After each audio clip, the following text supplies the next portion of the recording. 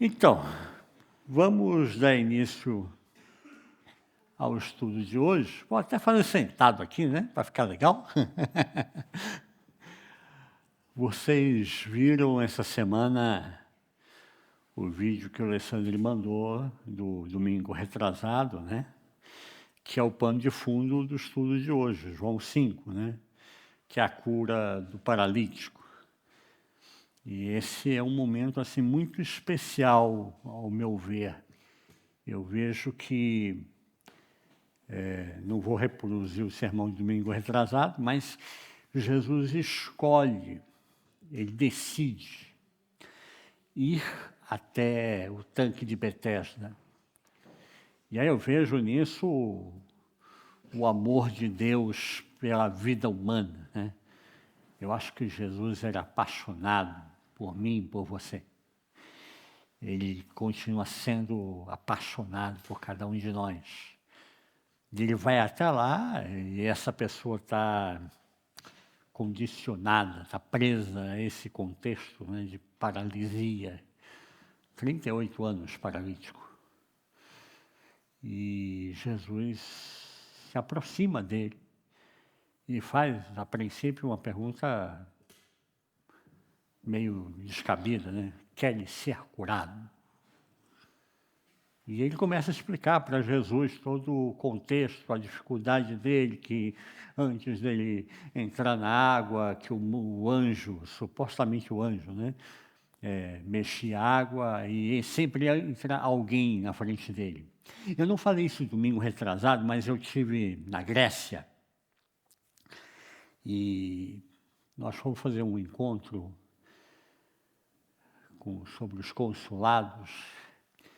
E quando a gente chegou na Grécia, a pessoa que estava organizando o encontro, ela falou, olha, infelizmente, amanhã é o dia da greve geral.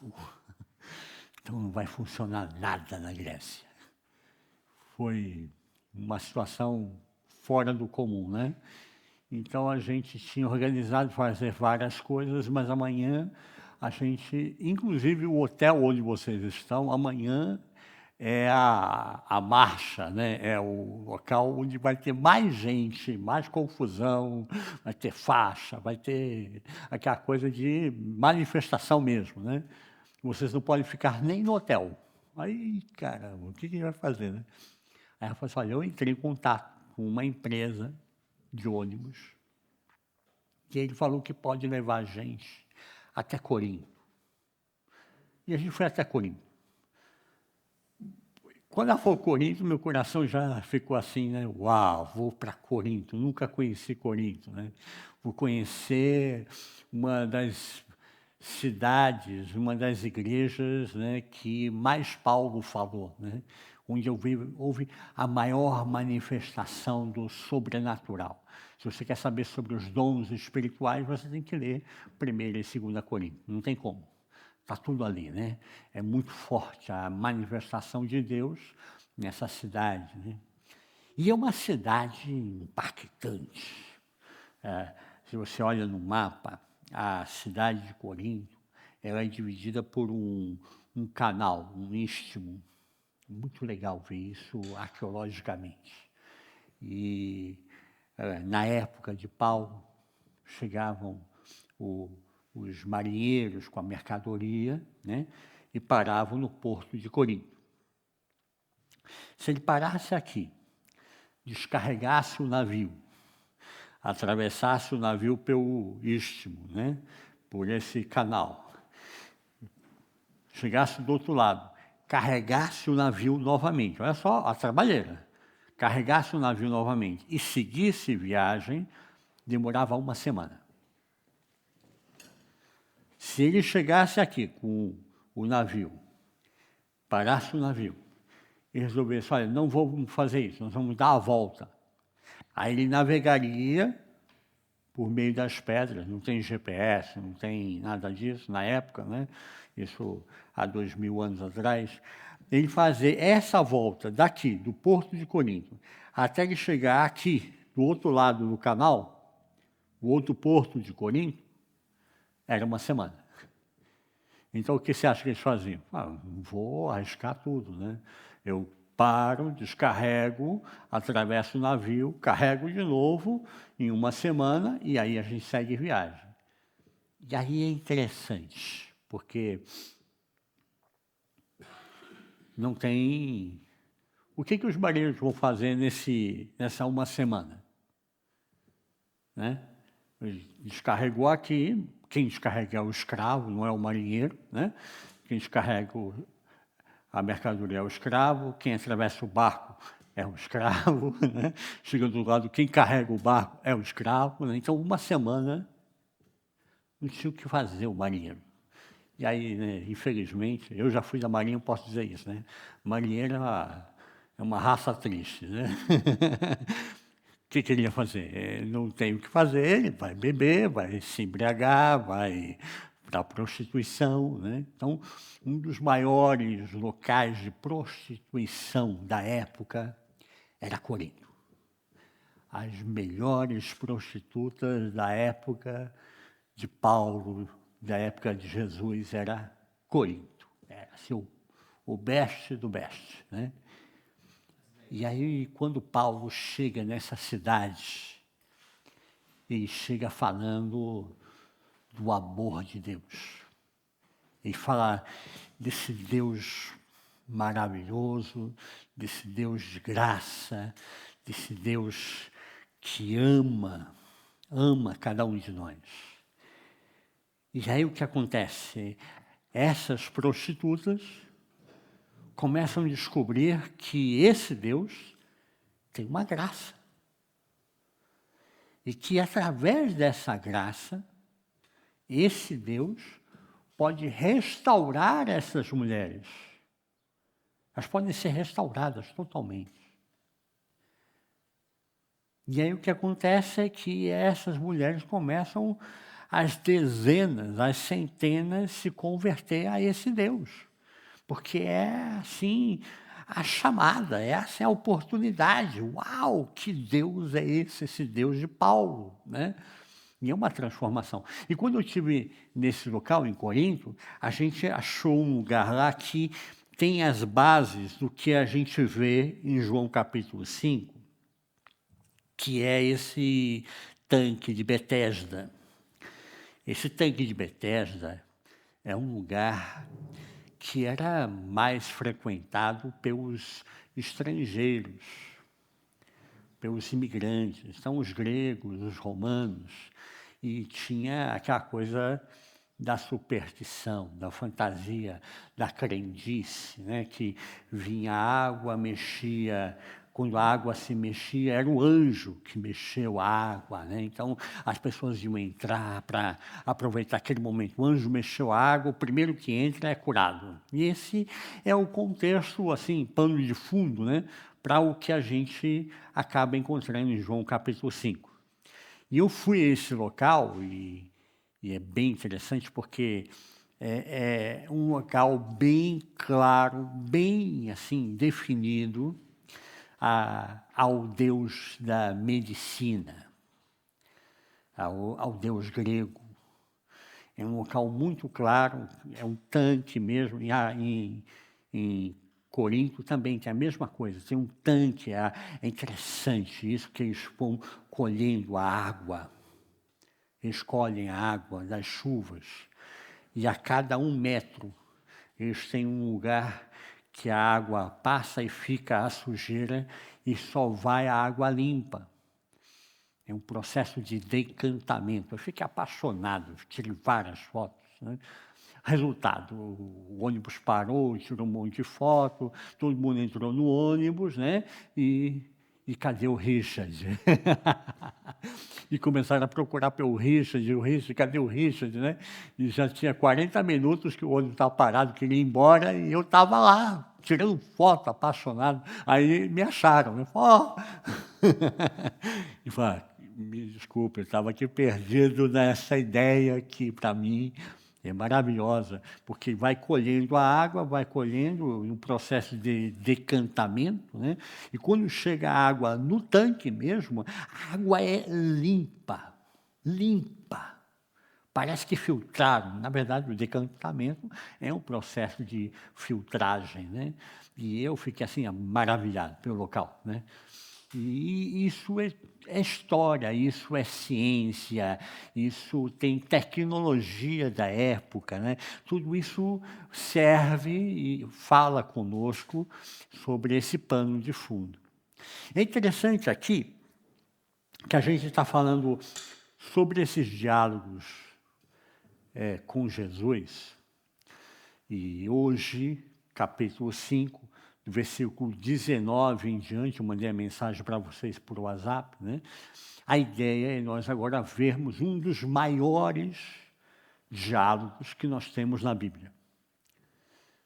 O João, ele tem uma capacidade muito especial, ele selecionou em alguns momentos, você vai ver isso ao longo do Evangelho de João, tem alguns momentos que você tem um diálogo que é o capítulo praticamente inteiro. É Jesus falando, dialogando com um grupo de pessoas. E a maioria deles é justamente com os religiosos da época. O texto que a gente vê hoje, versículo 19 ao 47, é o diálogo de Jesus com os escribas e os fariseus. Os escribas e fariseus eram os doutores da lei, doutores de Bíblia, né?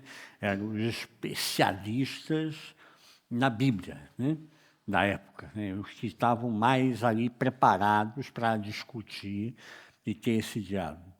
E dentro desse contexto, me chama sempre a atenção que a gente não perca aquele fio, né, entre a questão do designer e o design.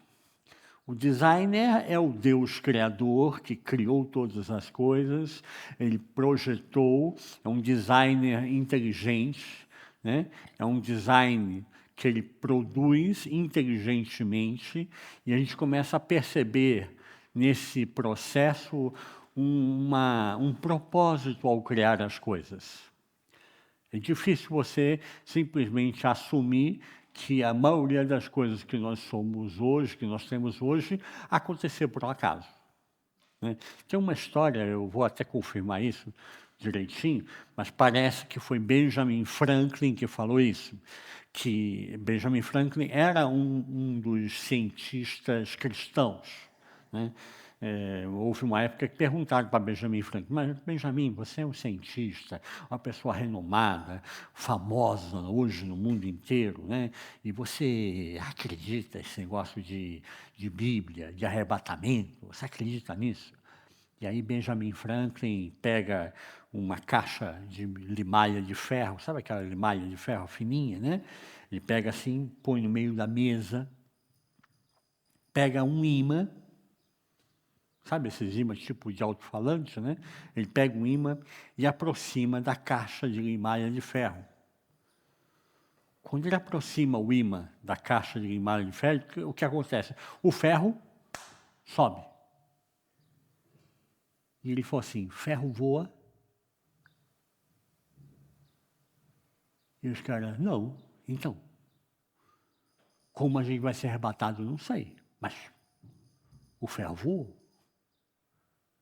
Se é um magnetismo e a gente vai subir, ser atraído para Jesus, não sei. Quando chegar lá, eu vejo.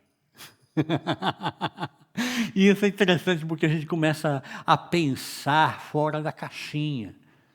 A gente começa a ver que existem leis naturais que podem me ajudar a entender a lógica de Deus. O designer que criou um design inteligente. Só para dar um feedback aí, eu descobri essa semana, mas foi uma experiência científica que fizeram em 2019.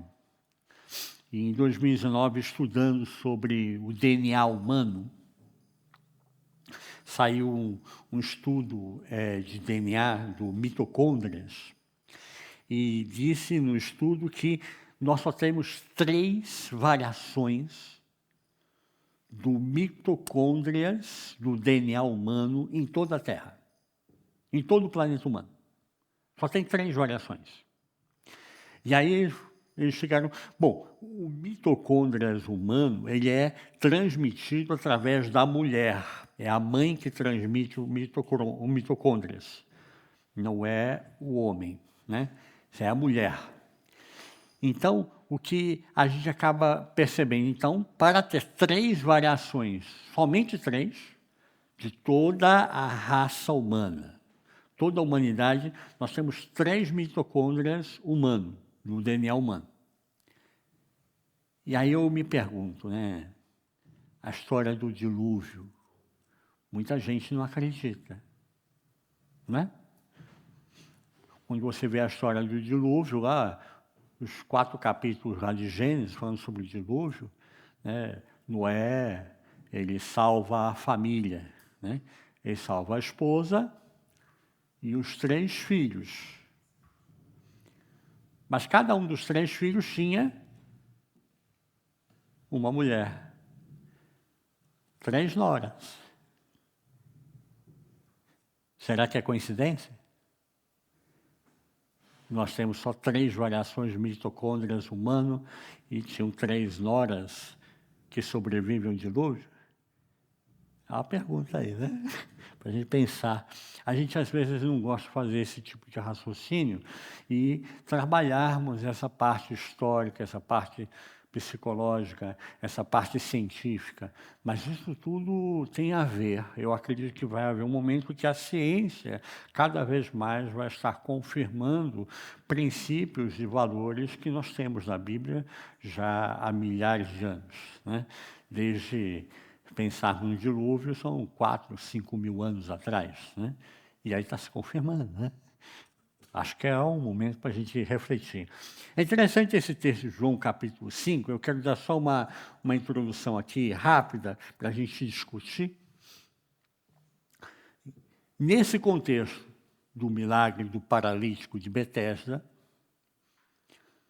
nesse contexto ocorre o milagre, os escribas e os fariseus, que são os doutores da lei, os entendidos de Bíblia na época, eles olham para o milagre e o que eles enxergam?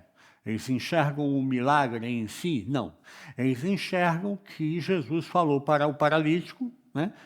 Toma a tua cama, levanta e anda. Mas isso é sábado. Sábado não é o dia de fazer nenhum tipo de trabalho. O dia de sábado, eles contavam os passos. Eu vou na casa do Lázaro, eu tenho um número de passos. Se eu chegar na casa do Lázaro e eu não puder voltar, então eu não posso ir na casa do Lázaro. Percebe? Tem número de passos. Eu não posso dar um número maior de passos. Se, digamos, para ir na casa do Lázaro eu vou gastar 80 passos. Mas eu tenho 150 passos. Aí, para mim ir na casa do Lázaro e voltar, vai dar 160. Então, eu não posso ir na casa do Lázaro. Ou eu convido o Lázaro para tomar um café no meio do caminho, ou eu marco outro dia para conversar com o Lázaro. Você vê como é a rigidez da coisa? Então, os escribas e fariseus, eles não enxergam o milagre. O homem está há 38 anos paralítico, mas eles não enxergam isso. Eles enxergam que Jesus mandou o homem tomar sua cama, levantar e andar. Pegar a cama, botar debaixo do braço e voltar para casa. Em vez de eles celebrarem o milagre, eles reclamam que Jesus está infringindo a lei do sábado. Está mandando o paralítico trabalhar. Percebe? E aí a gente começa então a entender, nesse pano de fundo, a maioria das dificuldades das pessoas trabalharem uma espiritualidade saudável. A espiritualidade saudável, ela não pode estar baseada, calcada, né, em leis, em princípios legalistas. Porque a lei, a gente sabe que existem coisas hoje que são leis, mas não são morais, e tem coisas que são morais e não são leis, né? A lei, ela é débil, ela é frágil, ela não é o suficiente para trazer o princípio moral. E eles se fecharam somente no princípio da lei. Você vê lá com o chamado de Moisés, quando ele sobe até o monte, né, Moriá, ele recebe os 10 mandamentos. O que acontece? Esse grupo, eles transformam os 10 mandamentos em 6.000 decretos. Então, quase tudo não podia. Difícil saber o que podia, né? Dos 10 mandamentos, eles transformaram em 6.000 decretos. E aí você vê aqui nesse texto, nesse diálogo de Jesus agora com os escribas e fariseus, a partir do versículo 19, Jesus fala, olha, meu pai trabalha. Meu pai trabalha. E eu também trabalho. E eu acho que nisso há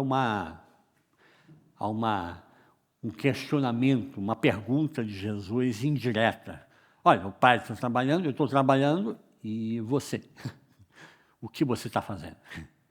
Ele começa, então, com esse gesto, com essa atitude, ironicamente, ele questiona os escribas e fariseus, que eram os especialistas na época de Jesus sobre Bíblia, sobre a história da igreja, sobre tudo isso. Mas o que me chama a atenção é que eles eram os especialistas de Bíblia, mas eles não reconhecem a Jesus como Messias. Como é que pode? Se o cara é o especialista em Bíblia, se o cara é especialista na área e não reconhecer a Jesus como Messias, tem alguma coisa que não está batendo, né? Não está havendo aqui um diálogo limpo, tem alguma coisa, tem um ruído nessa comunicação, né? E aí a gente começa a perceber que, só para dar o start aqui, né, do versículo 19 ao 20, Jesus vai falar sobre a relação entre o pai e o filho. Do 19 ao 20, ele fala dessa relação entre o pai e o filho. Do versículo 21 ao 23, Jesus vai falar sobre 3 princípios que são filosóficos e extremamente importantes. Ele vai falar sobre a vida, sobre o juízo e sobre a honra, do versículo 21 ao 23. E é interessante a gente perceber a quem é dado essa autoridade da vida, do juízo e da honra.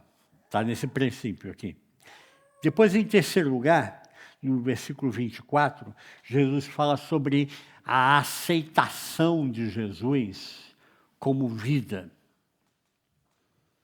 Não aceitar Jesus tem uma resposta, tem uma implicação. Aceitar a Jesus tem outra implicação. Então, aceitar ou não aceitar a Jesus pode implicar em vida ou em não vida. Interessante isso. Do versículo 25 ao 29, o quinto elemento aqui que ele vai trabalhar, ele fala sobre, então, a morte. E é interessante porque Jesus está falando sobre a morte não numa perspectiva apenas física.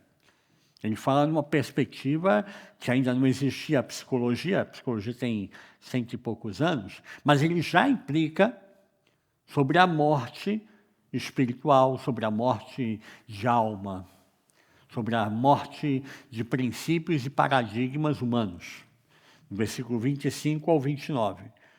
Depois, no quinto ponto, ele vai falar do versículo 31 ao 36, Jesus vai falar sobre a testemunha de Cristo. É um momento em que Jesus é questionado pelos escribas e fariseus, né? Que provas você tem? O que testemunha ao seu favor de que você é quem você está dizendo que você é? Você está dizendo para nós que você é o Messias. E que provas, que testemunha você tem ao seu favor? Então ele vai trabalhar nesse ponto, no versículo 31 e 36, ele vai falar de 3 testemunhas que podem implicar e podem, de alguma forma, coadunar ou fortalecer aquilo que ele está dizendo que ele é o Messias.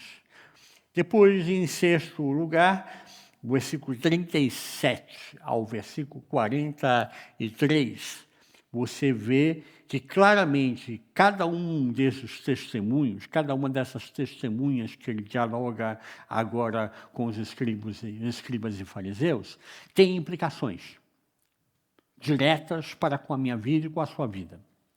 Cada uma dessas testemunhas vai fazer com que eu e você tenhamos uma nova conduta, uma nova postura, um novo tipo de relacionamento. Muito interessante isso para a nossa espiritualidade. E por último, versículo 44 ao versículo 47, Jesus vai falar sobre a condenação final. Então, tudo tem um resultado, né? Se eu sigo um caminho, né, a própria palavra diz lá em Provérbios, né, você tem diante de você a bênção e a maldição, a morte e a vida. Escolha a bênção, para que tenha vida. Mas você pode escolher a morte e ter a maldição. Entende? Então, existem implicações. Tudo que eu faço hoje tem um lado prático, tem um resultado, tem um produto, tem algo que vai me trazer como consequência nesse processo. E a ideia, então, é agora a gente dar uma trabalhada mais a fundo a cada um desses pontos e estarmos vendo cada um desses princípios. Amém? Dúvidas até aqui? Ok? Eu quero fazer esse sistema com vocês e a gente vai fazer essa dinâmica também de outra forma. Eu vou tentar gravar o vídeo, mando para vocês, e aí, o primeiro domingo do mês vai ser aqui no Carrujo, a gente participa com a igreja do Carrujo, tem um momento de celebração, e o diálogo, a comunicação com a igreja suíça, com a igreja do Carrujo.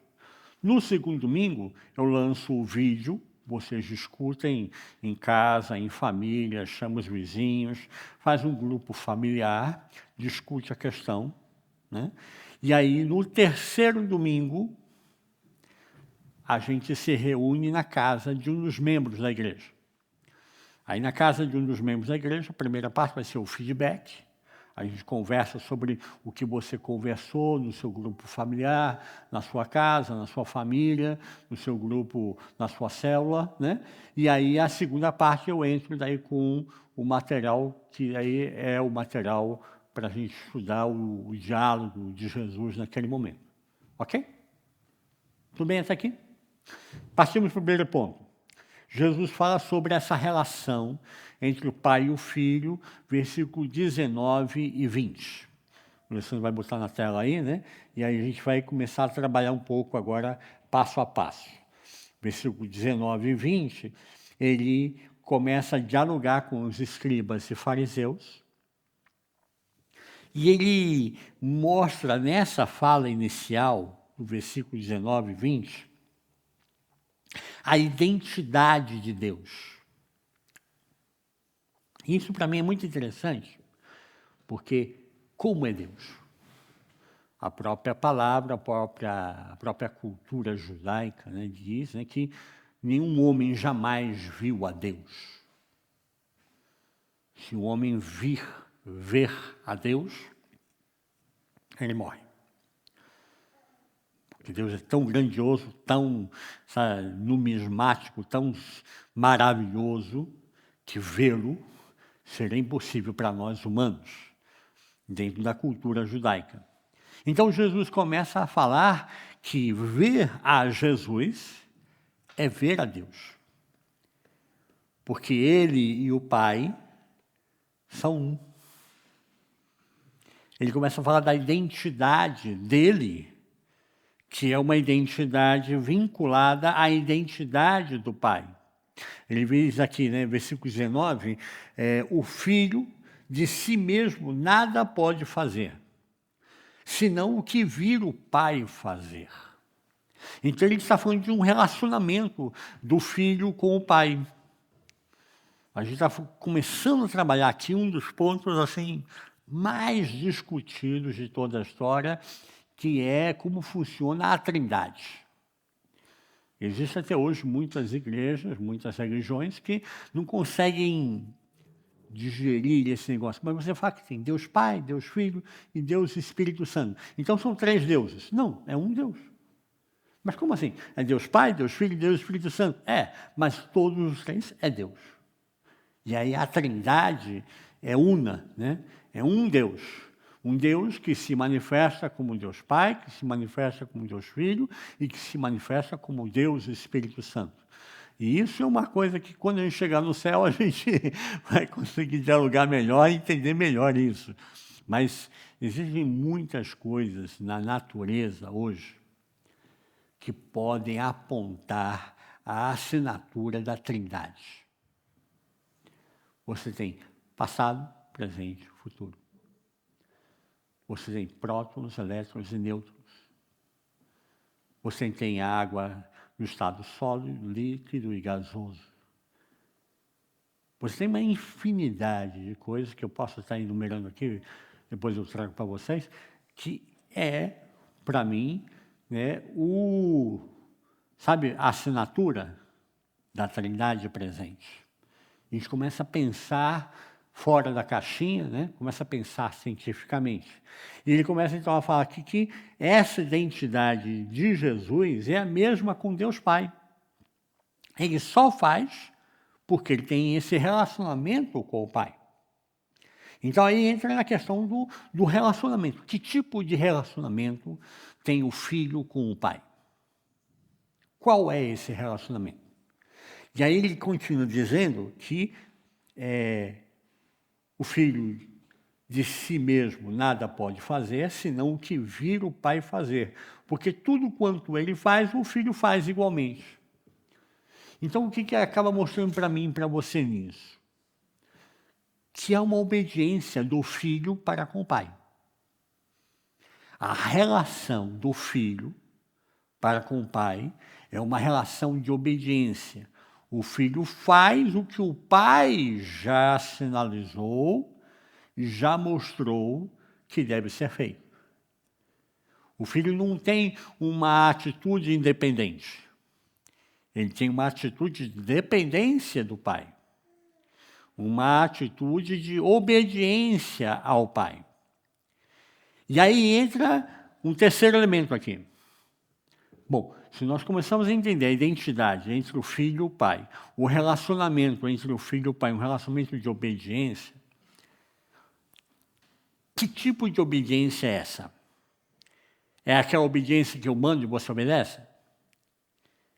É aquela obediência que cegamente você tem que fazer o que eu quero que você faça? Isso nós não vemos nem na criação. Deus não nos criou como autômatos. Deus nos cria com uma certa liberdade. Porque se eu tenho livre-arbítrio, então eu posso escolher. E ele mesmo não seria incoerente nessa relação de obediência, ele não criaria o livre-arbítrio para o ser humano e para o próprio filho, Jesus, ele não daria o livre-arbítrio, percebe? E aí é interessante porque no versículo 20, se vocês acompanharem comigo, diz assim, porque o pai ama ao filho e mostra tudo o que ele mesmo faz, e maiores obras do que estas lhe mostrará, para que vos maravilheis. Então, nessa relação de obediência de Jesus, o Filho, para com o Pai, essa obediência não se dá nessa característica de obediência cega, ditatorial, mas é uma obediência em amor. Muda tudo. É uma obediência em amor, porque ele ama ao Pai, ele obedece ao Pai. E entra aqui um ponto extremamente importante para mim e para você, para a gente discutir sobre essa relação de obediência, né? Jesus não tem dúvida do Pai. Jesus sabe que tudo que o Pai está mostrando para ele fazer é o melhor. Então ele é obediente. Mas ele continua tendo o seu livre-arbítrio, percebe?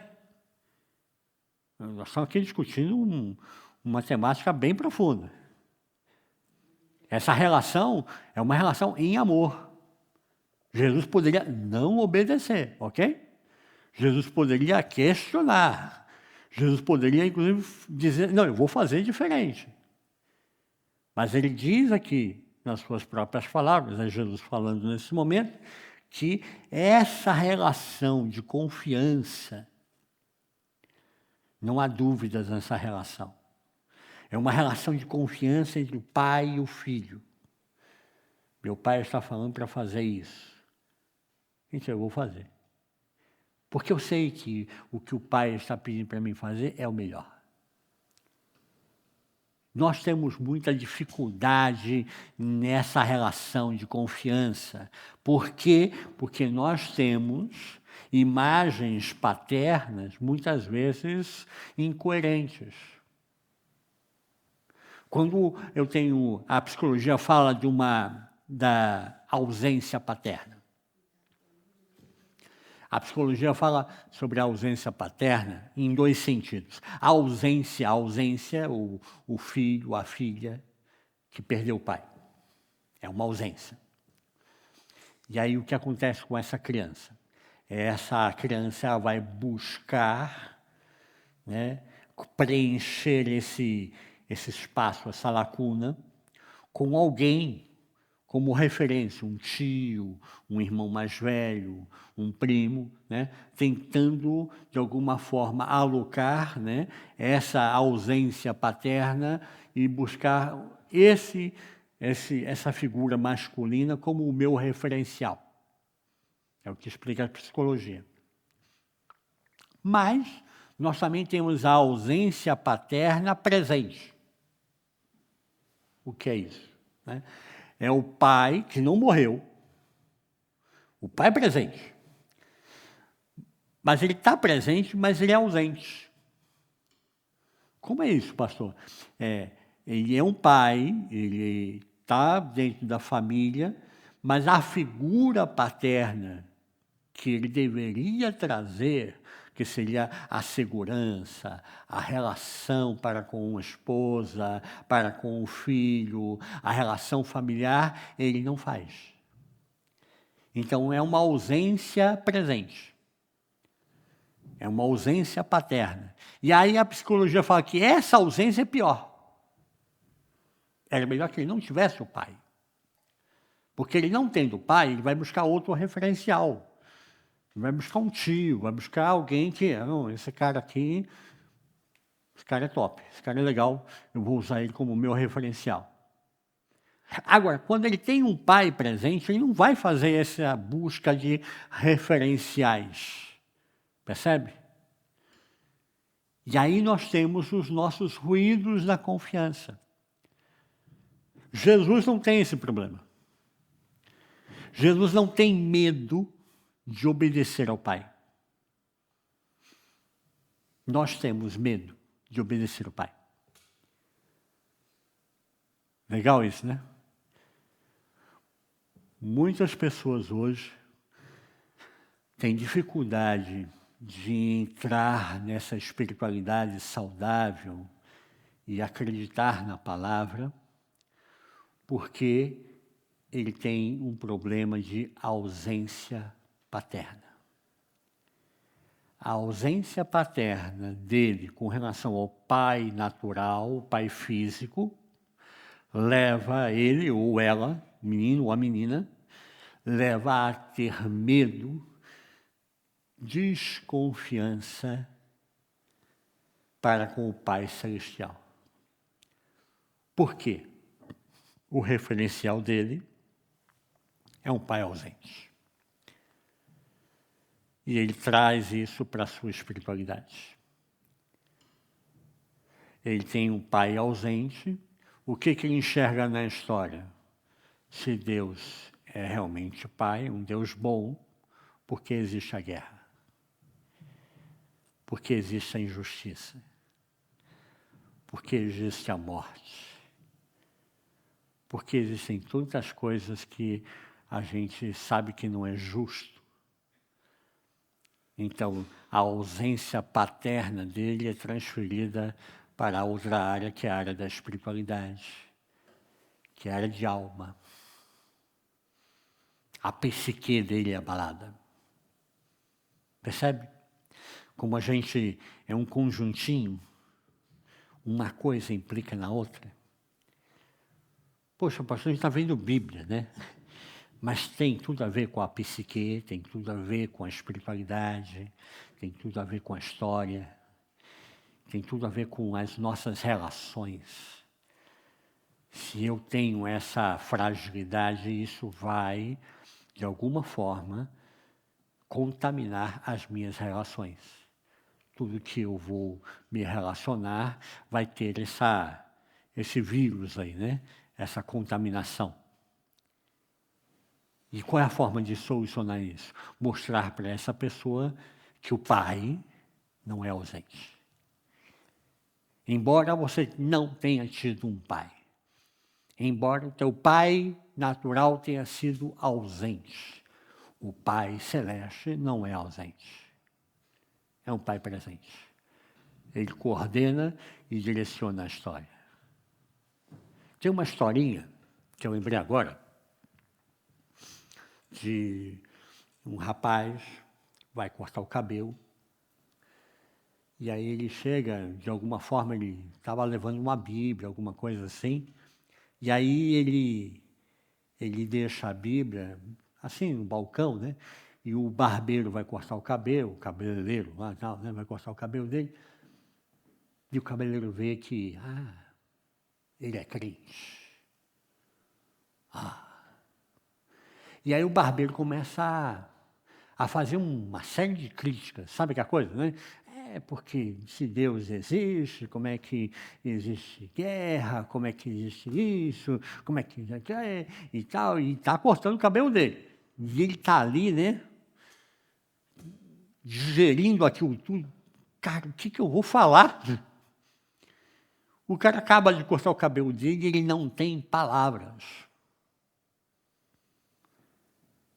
E ele, sabe, paga o serviço, pega a Bíblia, sai do cabeleireiro e o cara lá dentro, né, cresceu 2 metros, né? Eu provei para esse crente idiota que Deus não existe. E aí ele está ali, sai do barbeiro, né, incomodado com essa situação. E logo na esquina, ele encontra um mendigo. E o mendigo está ali, barbudo, cabeludo, fedido, né? Toda aquela coisa horrorosa. E ele tem um insight. Ele pega o mendigo e volta no barbeiro. Ele chega no barbeiro e fala assim, não tem barbeiro nessa cidade. É uma coisa horrorosa. Nós precisamos falar com o prefeito da cidade, nós precisamos de barbeiro nessa cidade. E o barbeiro fica assim, né? Você é louco? Como não tem barbeiro? Você acabou de sair do meu salão, você acabou de cortar o cabelo, eu cortei o seu cabelo, como é que não tem barbeiro aqui? Não tem barbeiro nessa cidade. Como não tem barbeiro? Eu sou barbeiro. Mas se tivesse barbeiro, esse homem não estava assim, cabeludo e barbudo, maltrapilho desse jeito. E aí o barbeiro olha assim e fala, mas ele está assim porque ele nunca veio a mim. Se ele tivesse vindo a mim, eu teria cortado o cabelo dele, teria cortado a barba dele. Assim é Deus. Se as pessoas fossem a Deus, não haveria guerra, não haveria fome, não haveria injustiça. Existe isso porque as pessoas não buscam a Deus. Existe o mendigo barbudo e cabeludo porque ele não buscou o barbeiro. E aí a gente começa então a sair da caixinha, sabe? Acho que é interessante a gente ter esses diálogos para a gente começar a pensar, a argumentar, sabe? Trabalhar com as pessoas. As pessoas estão precisando disso. Elas não querem uma espiritualidade, história do Sítio Pica-Pau Amarelo, né? Nós queremos uma espiritualidade viva, verdadeira, concreta, coerente, né? E esse diálogo me começa a chegar nesse princípio. Aí você tem o segundo ponto, versículo 21 ao 23. Nesse ponto, Jesus fala sobre a vida, sobre o juízo e a honra. Se você tiver pergunta, você levanta a mão, tá? Não é para mim falar sozinho aqui não, hein? Ok?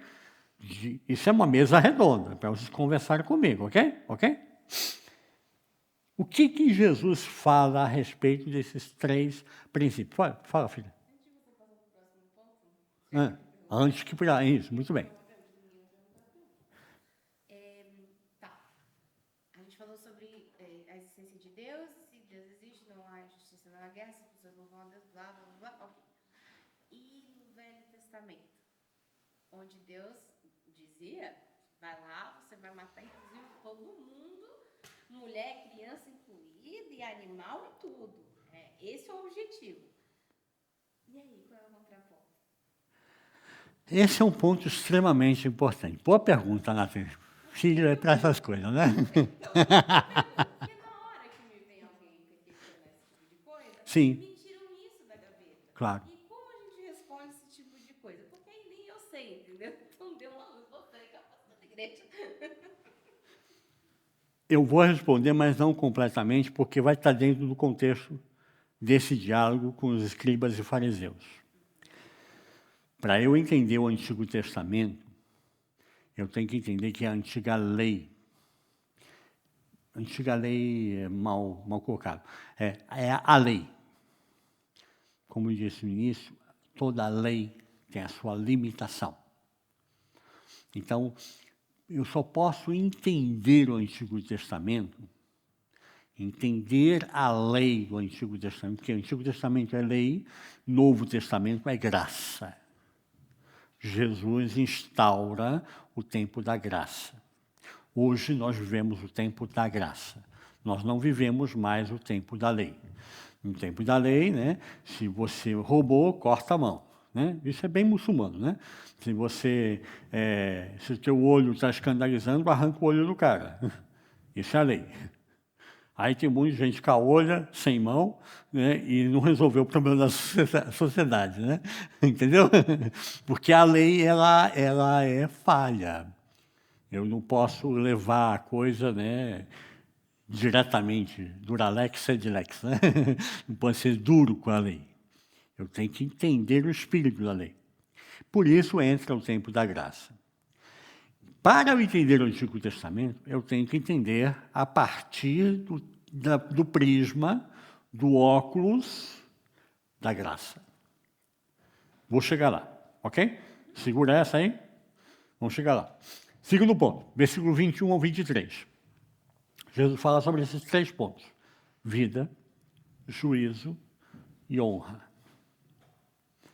E é interessante aqui porque ele diz, olha só, versículo 21, o filho dá vida a quem ele quer.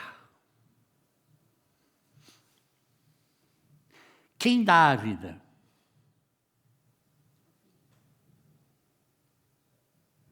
Quem dá a vida é o Pai.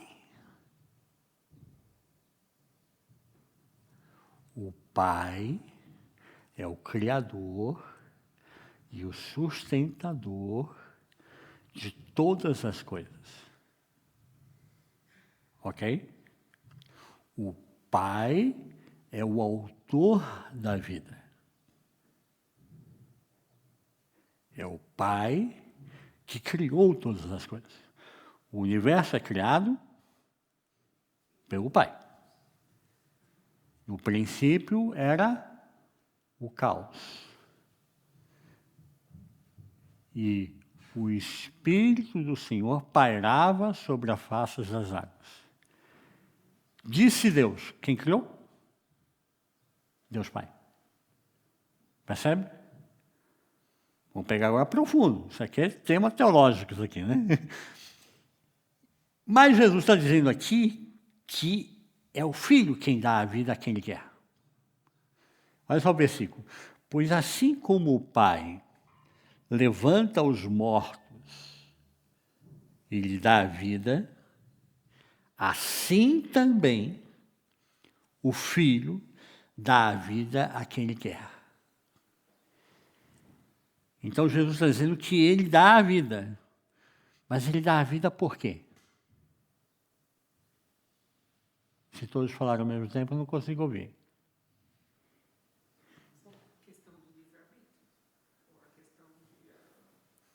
Ele dá a vida. Eu acho que é porque ele é a imagem do pai, ele é filho do pai, então ele tem algum tipo de hereditariedade, vamos dizer, ele aprendeu do pai, ele tem a mesma autoridade que o pai, porque o pai lhe deu autoridade, ou algo assim do gênero. Está esquentando, ainda não é isso. O que é isso? Ele dá a vida porque o Pai deu para ele. Tem um pouco com hereditariedade, tem um pouco sobre essa ligação, mas eu estou falando aqui de autoridade. Jesus só pode dar a vida porque o Pai deu a ele para administrar isso. Percebe? Em cada momento que você vê Jesus dialogando, a cada milagre que você vê Jesus realizando, o que ele declara? Que ele faz aquele milagre porque ele tem poder? Não, nunca. Ele faz porque ele viu o Pai fazer. Ele faz porque o Pai deu a ele a autoridade para fazer as mesmas coisas. E aí é a autoridade messiânica. Jesus acaba dizendo que ele e o Pai são a mesma coisa. Por quê? Porque o Filho, lembra? A obediência. O Filho é obediente ao Pai. O Filho faz porque o Pai deu para ele fazer. Então nós estamos falando aqui desses 3 princípios da vida, da questão do juízo, e a questão da honra. São 3 princípios que foram outorgados ao Filho. Foram dados ao Filho. O Filho faz porque o Pai deu para ele fazer. Entendeu? Ele administra aquilo que o Pai deu a ele fazer. Então ele diz, o Filho dá vida a quem ele quer. Versículo 22. Porque o Pai a ninguém julga. O Pai é o justo juiz.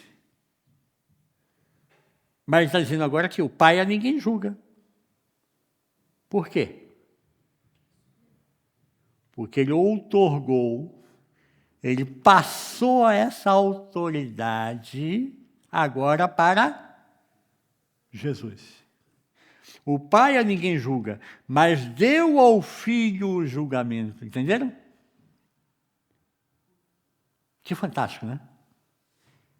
O Filho agora passa a ser o julgador de todas as coisas, porque o Pai deu a ele essa autoridade de julgar. Entende? É como se ele pegasse o livro da lei, pegasse todos os processos, né? E dissesse, olha, daqui por diante, filho, você vai julgar, eu vou ficar de stand-by. Eu vou ficar nos bastidores. Você julga. Percebe? O filho pode dar a vida porque o pai deu a vida a ele. O filho agora pode julgar porque o pai deu a ele a autoridade para julgar. Quem julgará as nações? O pai ou o filho? O filho. O filho vai julgar as nações. É o filho que julga agora. E por que ele vai julgar? Porque ele é homem. Jesus é homem.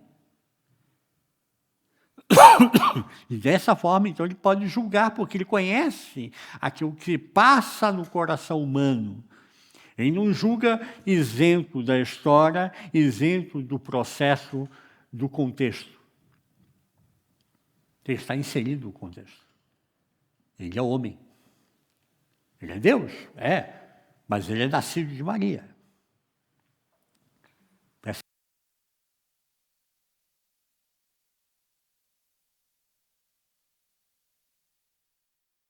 Como ele é nascido de Maria, é ele agora que vai julgar as nações. Sabe aquela história que o pessoal chega para mim e para você? Olha, Jesus veio aqui, condenaram ele e crucificaram. Se ele aparecer de novo, vão condenar de novo e crucificar de novo. Não. Não. Jesus veio como o Cordeiro que tira o pecado do mundo. Ele já fez isso. Ele não precisa mais voltar como Cordeiro. Ele já fez esse papel. Agora Jesus vem como o quê? O juiz. A volta de Jesus não é mais para que a humanidade julgue a ele e o condene. A volta de Jesus implica no julgamento das nações. Mudou tudo. E ele pode julgar as nações porque ele é homem. Sabe que a história de Tomé? Eu só acredito que Jesus ressuscitou se eu botar a mão lá, né, no buraco lá que pregaram a mão de Jesus, né, que furaram aqui a lateral dele. Se não tiver o buraco lá, não é Jesus, é um impostor. Quando Jesus voltar, ele vai mostrar aos cravos. Ó, sou eu. O que vocês crucificaram e ressuscitei. Percebe a mudança? E por último ele fala de honra. Ele diz assim, para que todos honrem o Filho, assim como honram o Pai, quem não honra o Filho, não honra o Pai que o enviou. Jesus agora fala sobre um princípio extremamente importante que é a base das nossas sociedades. Honrar o meu próximo. E o que ele diz? Quem tem honra? De novo, a mesma questão com relação à vida e com relação ao juízo. Quem agora tem honra? O Filho. E o Filho tem honra por quê? Porque o Pai deu honra a ele. É o Pai que envia o Filho.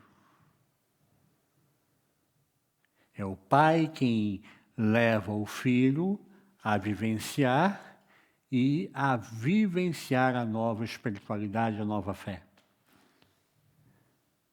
Percebe? Então, se eu não honro o Filho, consequentemente, eu não honro o Pai. Porque foi o Pai que enviou o Filho. Entende? Eu preciso resolver um problema contábil, eu não posso ir lá. Aí eu chamo a Ângela, olha, você vai nessa empresa, é uma empresa internacional, e você vai agir em meu nome.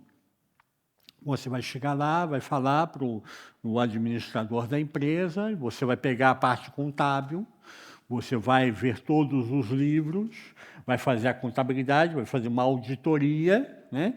E você vai me dar um feedback para eu saber como é que está essa empresa. Eu tenho ações nessa empresa, eu tenho negócios com essa empresa, eu quero saber como é que ela está. Aí a Ângela vai lá na empresa, encontra o diretor da empresa, o administrador da empresa, e aí, olha, eu vim aqui em nome do senhor Richard, porque ele tem as ações da empresa, ele tem negócios com essa empresa, e eu quero ver a contabilidade da empresa. O que o diretor dessa empresa tem que fazer?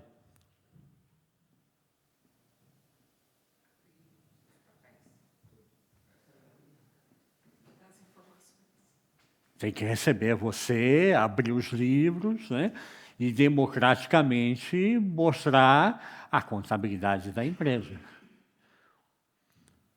Lógico que não é uma pessoa alienada, abstrata. Não, é um dos principais acionistas da empresa que mandou o seu representante para avaliar como está a saúde financeira da empresa.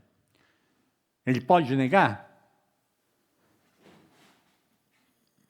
Pode, mas se ele nega, já está mostrando que tem alguma coisa errada. Percebe? E é isso que Jesus está falando aqui de honra. Se não honra o filho, não está honrando o pai que enviou o filho. E aí você tem, então, esse princípio estabelecido, que são 3 valores que a filosofia mais se debate, que é a questão da vida, quem é que tem a vida, quem é que julga e a quem eu devo honra. E ele fala, nesse momento, que todos eles foi dado a essas 3 autoridades, esses 3 princípios, a Jesus. Foi dado por quem? Pelo Pai. Mas a partir de agora, quem julga, quem honra e quem dá vida é o Filho. Se o Filho não honrar, não vai ser honrado.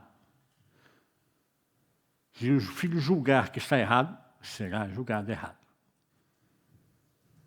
Se o Filho disser isso não é vida, isso é morte, eu não estou a favor disso, então o veredito foi dado, a morte. Percebe? A gente olha para o texto bíblico e não percebe esses detalhes. Mas eu ouvi poucas perguntas de vocês aí, né? O que vocês estão achando aí? Como é que está? Tudo bem? Estão vivos? Está matutando aí, né? Está pensando, né? Paramos hoje aqui um pouquinho e continuamos no domingo que vem, ou o que vocês acham? Ok? Então a gente parou no segundo ponto, versículo 23. Para a semana que vem, a gente começa a partir do 24. Ok? E aí a gente já vem com o texto e já vem com pergunta também. Você vê que é um dos diálogos mais complexos e densos que nós temos na Bíblia. Jesus está dialogando com os escribas e fariseus. Ele não está falando com o Zé da esquina, nada contra o Zé da esquina, né? Mas ele está falando com os escribas, os doutores da lei. Então ele está mostrando para eles, olha, o que vocês estudaram é esse princípio.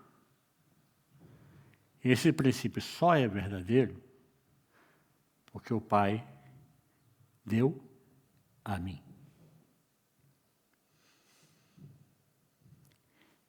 Para a gente não sair daqui sem aquela pergunta do Antigo Testamento,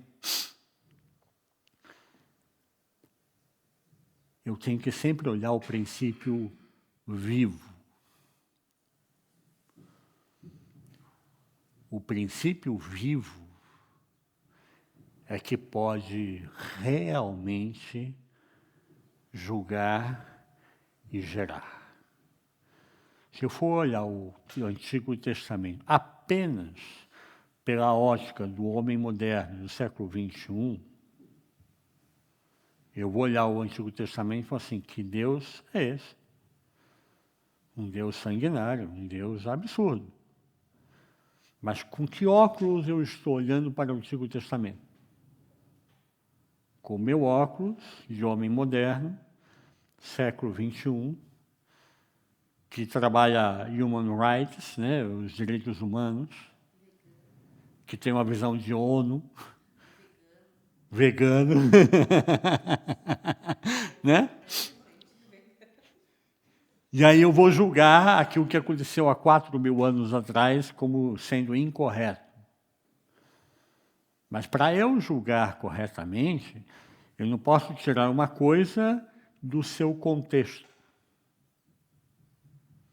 Quando eu tiro algo do seu contexto, eu perco os referenciais e o meu julgamento vai ser incorreto. Por que existe a possibilidade de uma pessoa matar outra e não ser presa? Porque existe o direito de legítima defesa. Se eu tirar desse contexto o direito de legítima defesa, matar é matar. Mas a pessoa pode dizer, espera aí, se eu matei para não morrer, se eu matei para que a minha família não morra, se eu matei em legítima defesa, eu tenho direito à absolvição. Percebe? Isso é não tirar o contexto. Eu tenho que olhar hoje, o homem moderno, século XXI, para o Antigo Testamento, não com óculos de homem moderno do século XXI. Eu tenho que olhar para o Antigo Testamento com óculos do Antigo Testamento. Com óculos de uma visão extremamente legalista da lei. E mais, a melhor forma de olhar para o Antigo Testamento é enxergar através do óculos de Jesus. Quando eu passo a ler o Antigo Testamento a partir da perspectiva de Jesus, até o Antigo Testamento muda. Porque tem um outro óculos. A perspectiva da graça, a perspectiva do amor do Filho, muda a história. A gente conversa mais domingo que vem, então. Amém? Dúvidas, perguntas? Não? Então vamos orar? Pai, eu quero te agradecer, ó Deus, por esse momento de estarmos compartilhando a Tua palavra e dividindo, ó Pai, os princípios que Tu, ó Deus, traz a cada um de nós através da Tua palavra. Que a Tua palavra, ó Deus, seja uma palavra viva, uma palavra rema, uma palavra transformadora, que nos ajude, nos impulsione, nos fortaleça, para nós podermos lidar com as nossas dificuldades no nosso dia a dia, na nossa rotina diária. Como homens e mulheres do século XXI, nós possamos, ó Pai, entender o princípio da Tua palavra para podermos aplicar na nossa história atual, para aplicar na nossa casa, na nossa família, nos nossos negócios, na nossa vida profissional, na nossa vida relacional para com as pessoas ao nosso entorno. E, dessa forma, levarmos uma espiritualidade saudável, uma espiritualidade que tenha vida, não a letra morta, mas vida para restaurar a vida de cada um. Abençoa Deus a todos nós e nos fortalece em Cristo Jesus. Para o louvor do Teu nome, nós oramos e Te agradecemos. Amém. Amém?